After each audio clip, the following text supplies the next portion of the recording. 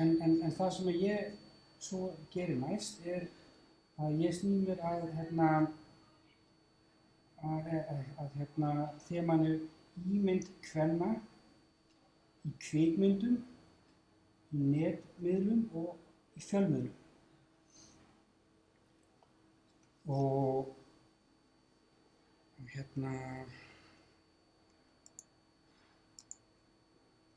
þá er hægt að sýna þeim svona, nota eins og þetta sem í kennslufræðinni bara kallast kveikjur. Maður sýnir þeim eitthvað dæmi af netinu. Ég hef verið svolítið mikið að fást við siðferði tölvuleikja, siðferði við tölvuleikja notkun og tölvuleikja spilun, þá kappsemi sem á sér stað í netleikjum og í svona svokölluðum multiplayer leikjum, sem sagt leiki fyrir sem að þúsundir eða fleiri spila í einu eða stundum kannski bara svo lítill hópur. Því að allt þetta, sko, í öllum þessum rýmum eiga sér stað einhver samskipti milli manna. Og þetta er til dæmis síða sem að ég sá í fyrirlestri á þessari ráðstefnu út í Strasbourg, sem að hún gengur út á, þetta er svona klippisafn, það er verið að safna saman svona einhverjum ummælum og sem spretta af þeirri hugmyndafræði að ef að stelpa spilar tölvuleiki eða það kemur í ljós að það sé kvenkyns spilari, að þá séu einhverjar áætlaðar einfaldar skýringar á bakvið og þetta sést bara í nafninu á léninu, sko, að þá sé hún annaðhvort feit, ljót eða lauslát. Þetta er svona eitthvað viðhorf. Ég hef spurt ungt fólk af þessu, það veit af þessu, það kannast alveg við þetta viðhorf. Það tekur kannski ekki undir fullum fetum, en sérstaklega stelpur segjast vita af þessu. Og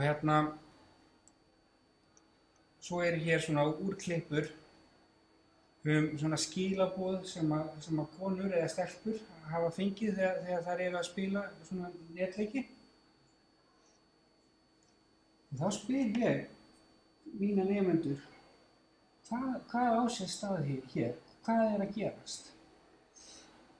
Og þá hef ég heyrt það að þetta sko, hér sé maður að ganga inn í eitthvað einangrað, eitthvað afmarkað rými, þar sem að þeir sem þar ganga inn, þeir eiga að vita hvernig þetta er einhverja frumskógareglur, þarna sé einhver kappsemi í gangi, þarna sé maður nánast að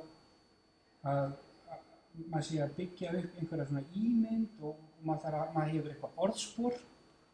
Maður má ekki sýna á sig veikleika og þetta er í raun og veru eitthvað sem maður samþykkir með því að spila einhverja tiltekna tölvuleiki. Svo hafa þeir bent á að þetta sé í raun og veru ekki bara stelpur sem verða fyrir barðinu á þessu.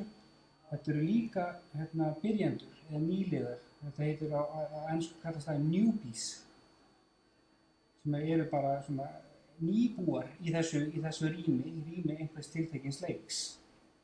Þá þarft þú að láta ýmislegt yfir þig ganga á meðan þú vinnur þér inn virðingu. Hvers konar virðingu? Það er svo spurning. En þessi kappsemi, hún gengur út á það að öðlast virðingu í þessum tölvuleikja heimi. Hvað svo sem leikurinn heitir, þeir eru fjölmargir. Og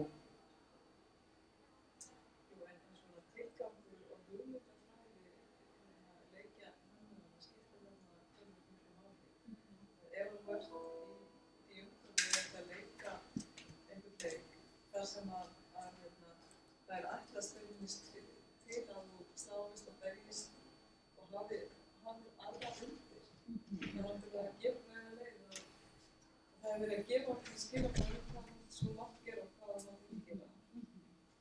Eða yfirleitt, sko, það er svona víst að það séu boða fram um það. Eða eða viðurlög, heldur en bara ítt undir það að þetta gerist. Það minnir nú að fyrsta virtual cyber rape hafi átt sér stað bara 1993, sem þetta ekki 19. sólinni, sko. Nei.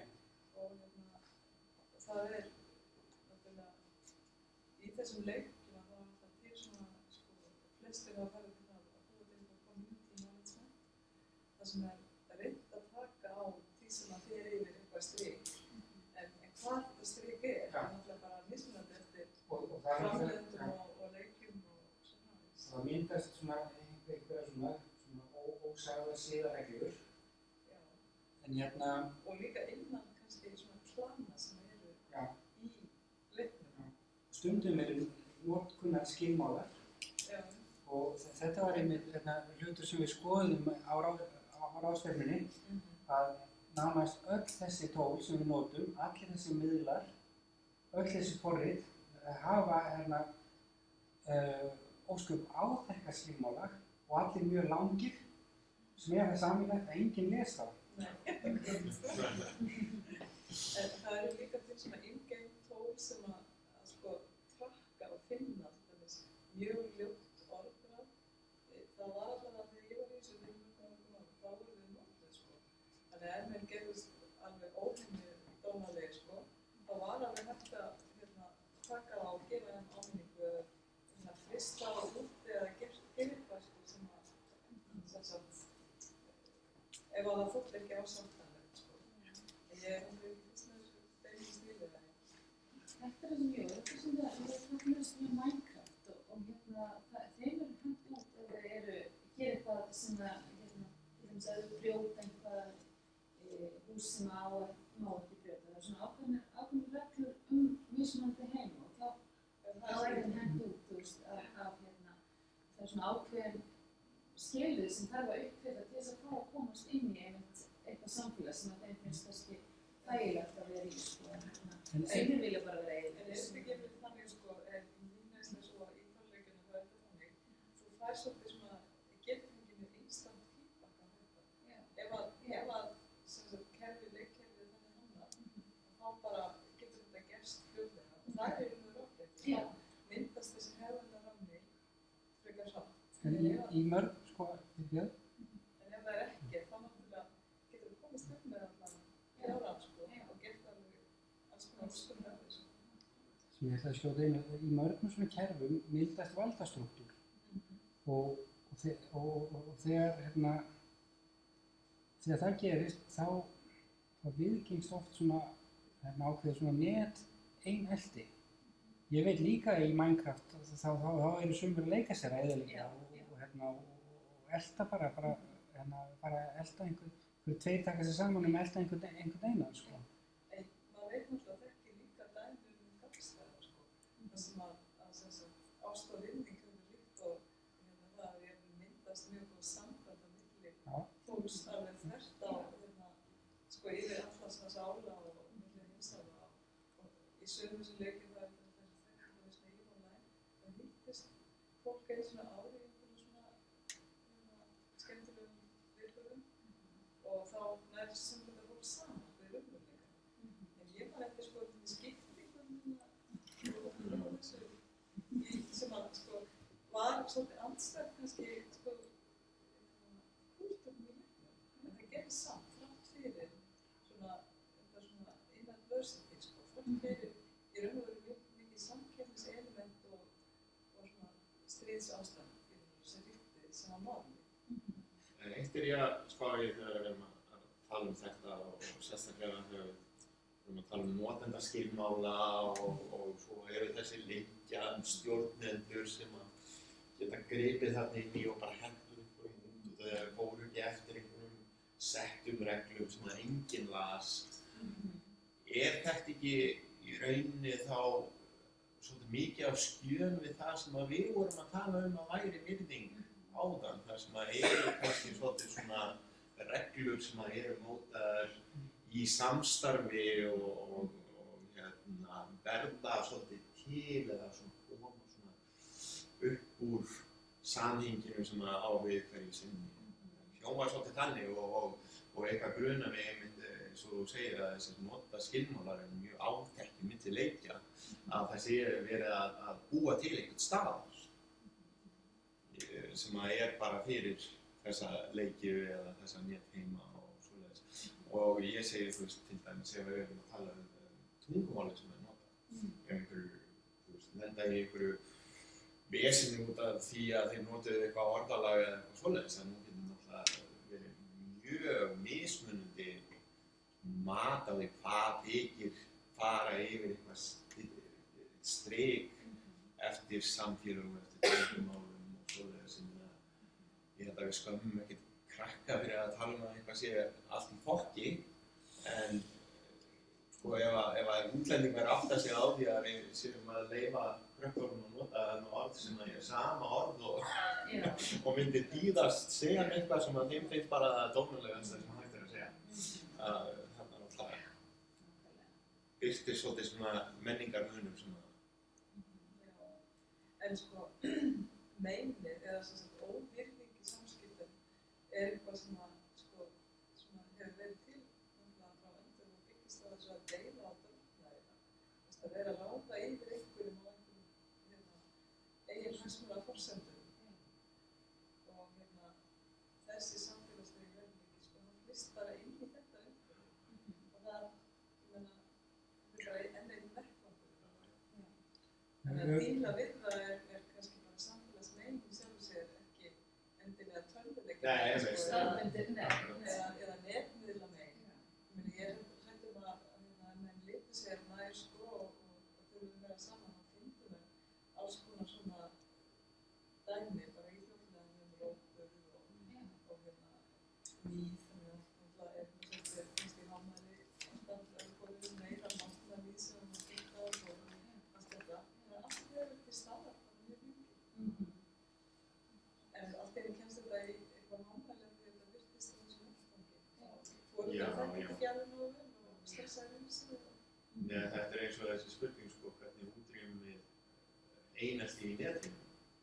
Náttúrulega ef það ekkert einelti í raunheimum, hverjar eru þá líkurnar að einelti birtist í netheimum? Já, kannski þau bara sögum ekki og mann setja sér í skófum. Þetta eins og það var það fyrir skrifir nálgast 10 ár. Þegar það var einhver stór ráðstefna eða nokkrar ráðstefnur skipulagðar held ég af UNESCO, svona alheimsráðstefnur internetmál og þess háttar. Og þá kom fram einhver hópur sem hafði það á sinni stefnu að þau vildu fá eitthvað sem að þau kalluðu Internet Bill of Rights og átti að vera á þessum tíma að þá var hugsunin að þetta væri eitthvað sem sagt réttindi sem að fólk nýtur í netheimum. Þetta var ekki sem sagt réttur til aðgengis að netinu eða eitthvað. Og ég hugsaði alltaf það, ég meina ef við erum með gott Bill of Rights sem á við bara raunheima, þurfum við þá eitthvað Bill of Rights sem á sérstaklega við netheima. Ég það kannski það sem að væri með því alveg verði með sem sé að sko hvert þjóðland hefur sína lögsögu en hefur mismunandi Bill of Rights kannski í sínu eigin umhverfi. Þetta bara á öllum sviðum, þetta líka viðskiptasviðinu og umhverfisviðinu eða verið stangast á. Það getur ekki saman. Þannig að ég kannski verður að kemur þetta kall til vegna þess að þetta svo alþjóðlegt. En hver hefur lagasetningavald sem að næri yfir alþjóðlegt internet? Ég það með það sko. Já. Þeir eru svona glópar. Þetta komur að stiga mjög stolti að fara í En svo er líka náttúrulega að þetta sem hún segir sko náttúrulega alþjóðavæðinguna að auðvitað er internetið ein birtingamynd alþjóðavæðingar, hnattvæðingar. En ég meina þannig séð að það eru svæði hérna í Reykjavík sem hún vil fara á sem eru ekki síður alþjóðlega heldur en sumir staðir á netinu. Þannig ég veit ekki, ég á mjög erfitt með að sjá hvaða hvað við græðum á því að sko, að vera með þessa skiptingu að það eigi eitthvað eitt að gilda í netheimum og annað að gilda í raunheimum. Og mér finnst svolítið ruglingslegt þegar við tölum á þennan hátt að sko, því að við erum bara í rauninni að tala virðingu sem slíka og réttindi sem slíka. Hvað er það sem að þau eru að við? En samt er það að gerast á þessum öðrum sviðum að menn er að reyna að tala sig saman löggjöf til þess að finna eitthvað sameiginlegt til þess að auðvelda samskipti. Til dæmis bara, við tekjum bara svona dæmi, eins og flutningu vara á milli landa. Að sko, það gilda óhemju flókin regluverk það eftir löndum og menn fyrir að leggja sig ómælda vinnu til þess að uppfylla einhverja vottunarkröfur og eitthvað til þess að geta verslað við önnur lönd. Það var bara hér að leiða þetta dæmis eins og við. En það er búin að vera sko, kannski einhverjum staflaranum og svona einhverjum hópa sem er að bera sig saman til þess að búa til einhver svona alþjóðleg réttindi á þessu sviði.